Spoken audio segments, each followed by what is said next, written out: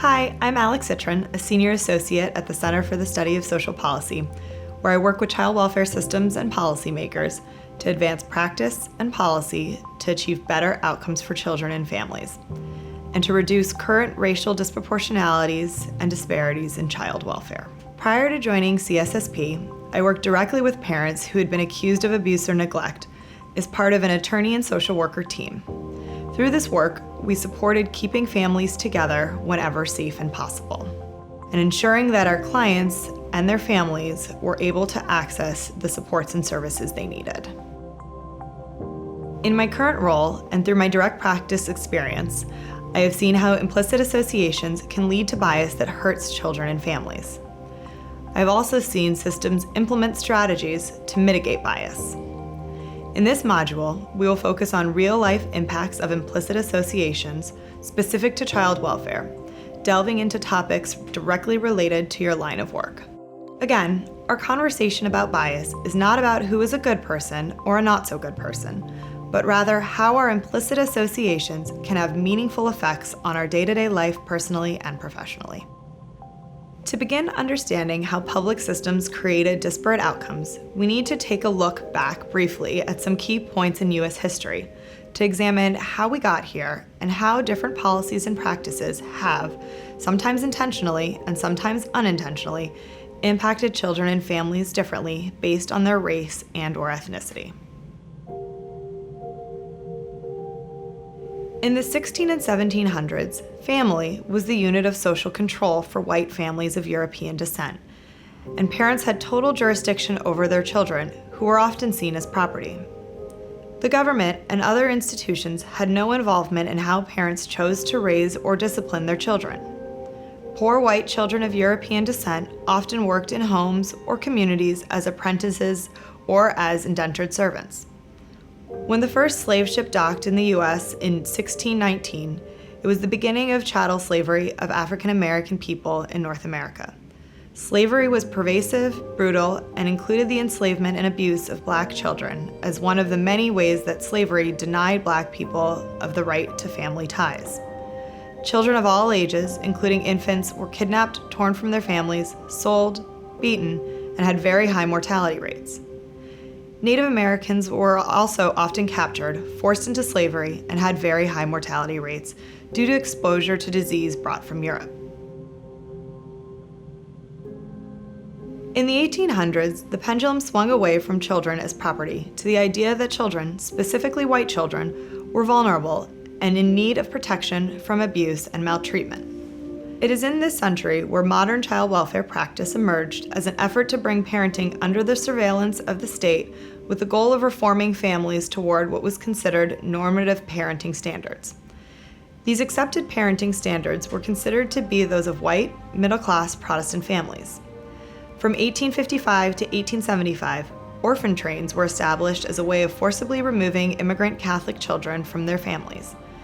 Importantly, the focus of social welfare agencies was on removal and not on supporting children in finding a permanent home through unification or adoption. This meant that when social welfare agencies were created in 1825, the focus was on removal of abused and neglected children from their parents and from the unsafe city streets. Over the course of the century, the number of orphanages increased from 7 to more than 600, and mostly focused on supporting poor white and European immigrant children.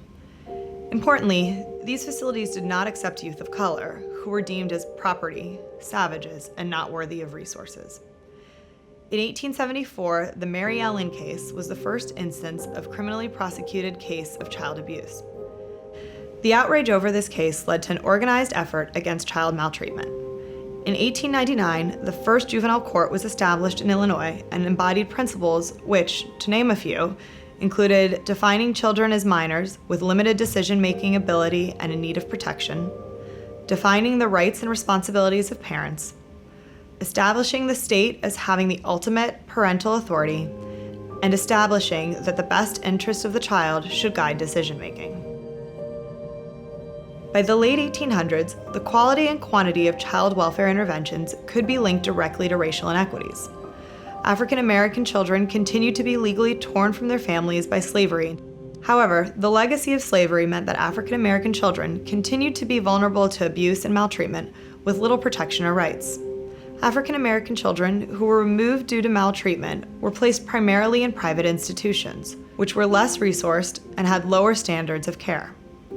Native American children during this time were forcibly taken from their families and tribal communities, with the desire to remove these young people from their culture and turn them into civilized people. Public and private organizations conducted mass child removals and raids, tearing Native American children away from their families and communities.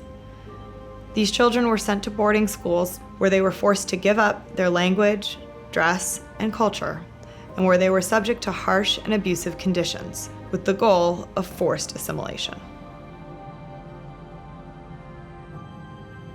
The 1900s brought a large series of policy reforms to expand social safety nets, but these mainly benefited white children and families, leaving children and families of color behind.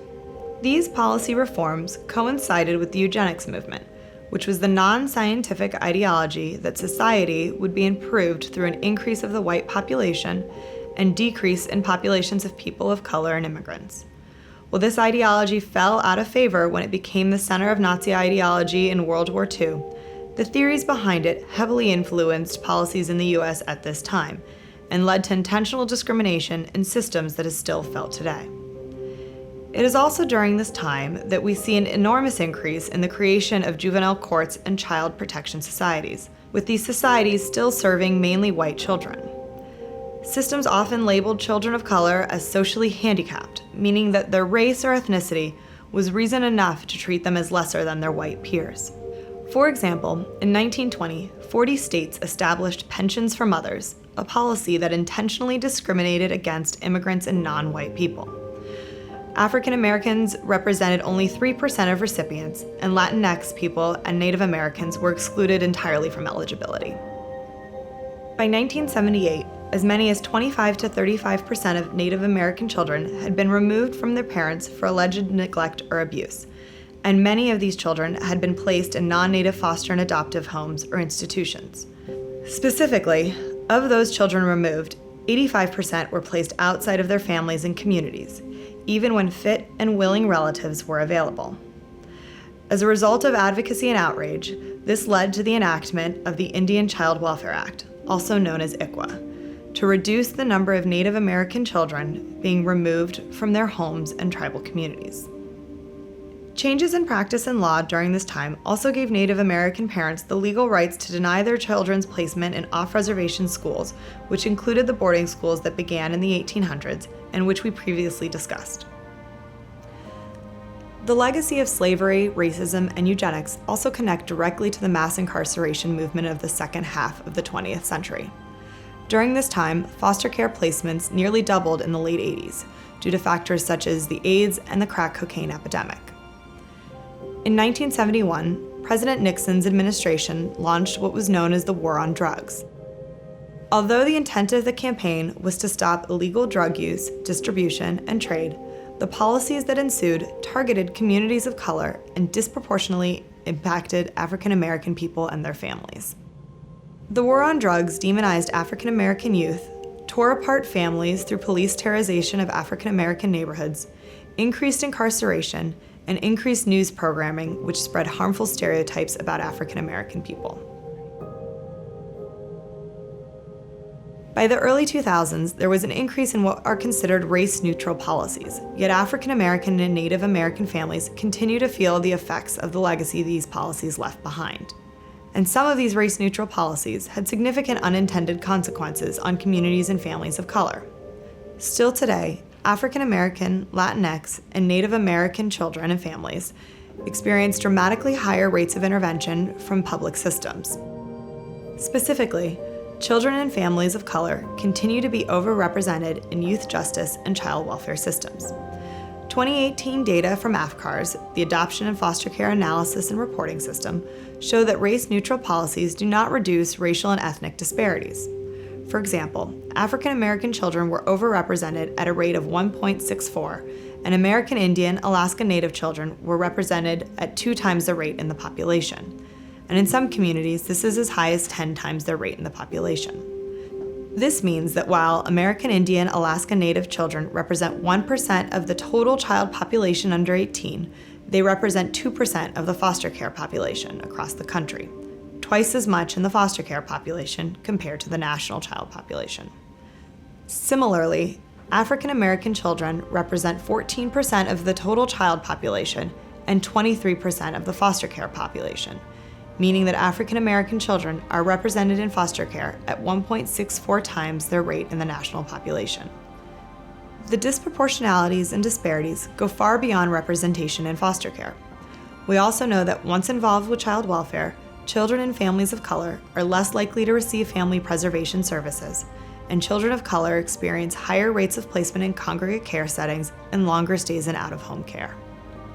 Similarly, youth of color who are involved with the juvenile justice system also experience disparate treatment, including that African American youth are more likely to be sent to solitary confinement and have their cases prosecuted rather than sent through diversion.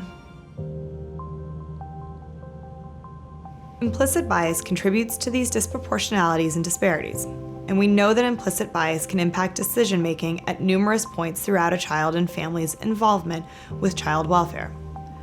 Many decision makers believe their view of a specific case is based on an objective review of the facts and assume that racial disproportionality in outcomes is an unfortunate but true representation of reality. For example, implicit bias can impact decision-making at the point of a referral to the hotline, whether a case is referred, screened in, investigated, and/or substantiated, whether an ongoing case is opened and a child is removed, and even if kin are explored and approved as a foster care placement. The reason for focusing on implicit bias, and especially implicit racial bias, matters is that individuals making decisions that impact children and families can be susceptible to bias. However, we know that bias can be mitigated by paying attention and being more aware. At the same time, systems can implement practices which also help to mitigate bias, so that the rates of racial disproportionality and disparity can start to decline. While much progress has been made, we know there is much to be done. We know that children do best when they are able to safely remain in their home and communities. Changing outcomes is not the responsibility of one worker or one agency alone. As Jessica Price, director of the Florida Institute for Child Welfare at Florida State University, has said, "We must do all that we can to create a fair system, and that includes using an intersectional lens when examining outcomes across subpopulations. It does not mean avoiding a topic that causes discomfort. Perhaps when people commit to increasing critical consciousness, face personal discomfort, and support anti-racist legislation and strategies, then real change can begin to permeate the child welfare system."